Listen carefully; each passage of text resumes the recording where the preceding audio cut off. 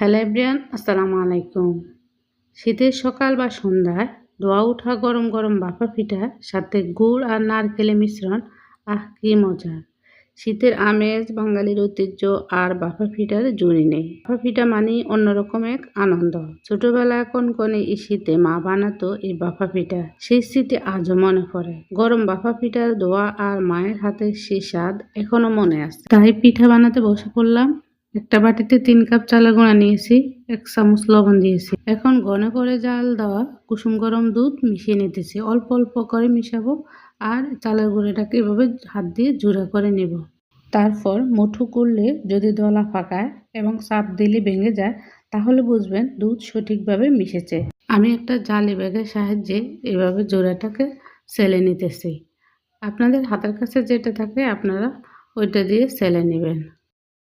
আমি চালটাকে 1 ঘন্টা ভিজিয়ে তারপর মেশিন থেকে গুঁড়া করে নিয়েছি। আর আপনাদের যদি চালের গুঁড়া শুকনা থাকে, সেক্ষেত্রে দুধ বা পানি একটু বেশি করে মিশিয়ে নেবেন, তাতেই পিঠা সুন্দর হবে। একটা বাটিতে এভাবে চালের গুঁড়াটা সেট করে নিব। তারপরে খেজুরের গুড় এভাবে বিছিয়ে দেব। খেজুর গুড় বেশি করে দিলে খেতে কিন্তু ভালো লাগে।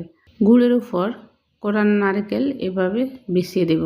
নারকেলও যত বেশি দেবেন পিঠাটা খেতে কিন্তু তত বেশি মজা হবে। নারকেল দেওয়া হলে এখন আবার উপরে এভাবে চালের জোড়াটা বিছিয়ে দেব। হালকা একটু চেপে চেপে দেব, তাহলে পিঠাটা খুব সুন্দরভাবে উঠে আসবে।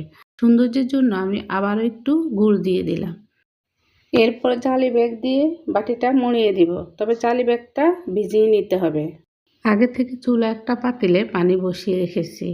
পাতিলের উপরে একটা ছিদ্রওয়ালা ঢাকনা দিয়ে আটা আর পানির মিশ্রণ দিয়ে মুখটাকে ভালোভাবে আটকিয়ে দিয়েছি, যাতে করে ভিতর থেকে কোনো গরম বাষ্প বের হতে না পারে। ঠিক মাঝ বরাবর পিঠাটা বসিয়ে দিয়ে বাটিটা তুলে নিলাম। এখন একটা ঢাকনা দিয়ে উপরে পাটার ফুতা দিয়ে 5 মিনিট রেখে দিলাম। যদি মাটির ঢাকনা হয় সেক্ষেত্রে পাটার ফুতা লাগবে না। ফিরে আসলাম 5 মিনিট পর। সাবধানে জালিটাকে তুলে নেব, যাতে করে কোনো রকম গরম ভাব হাতের মধ্যে না লাগে। মাশাআল্লাহ, পিঠাটা খুব সুন্দর হয়েছে। আপনাদের জন্য টিপস হচ্ছে, ঢাকনার সাইডে দিয়ে একটু পানি ছিটিয়ে দিবেন, তাহলে এই জালিটা পিঠা থেকে খুব সুন্দরভাবে উঠে আসবে। দেখলেন তো কত সহজে আমি পিঠা বানিয়ে ফেললাম।